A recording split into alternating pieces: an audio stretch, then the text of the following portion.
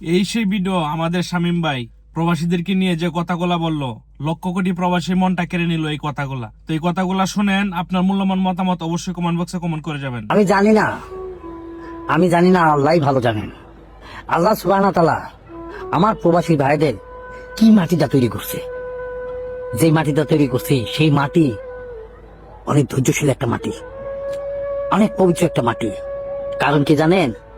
কারণ আপনার শখ, স্বপ্ন, শখ আহ্লাদ, মানে কথা আছে না যে শখ আহ্লাদ সব মাটি দিয়া, সব স্বপ্ন মাটি দিয়া প্রবাসী যাইয়া জীবন যুদ্ধে আপনি একটা সুপার হিরো।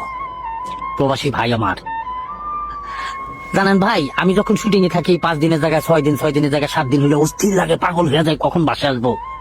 অথচ আপনারও আমার মতো স্বপ্নার, কিন্তু আপনাদের স্বপ্নটা হচ্ছে একটু ভিন্নতা। আপনারা কখন ছুটি পাইবেন, কখন বাড়িতে আসবেন, কখন মা বাবা সন্তানদের সাথে দেখা করবেন, আত্মীয় স্বজনের সাথে দেখা করবেন। যখন আপনাকে ছুটিটা শেষ হয়ে যায় না, 3 মাস 2 মাস যাওয়ার সময় আপনাকে কষ্টটা আমি হয়তো বুঝতেছি না আপনার কষ্টটা।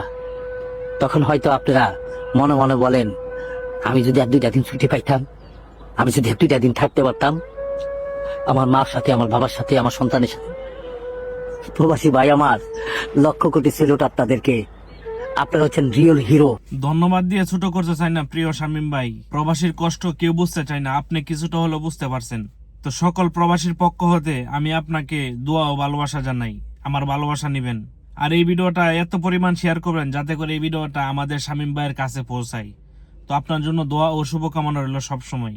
আপনি ভালো থাকেন, আল্লাহ তাআলা যেন আপনাকে ভালো রাখে।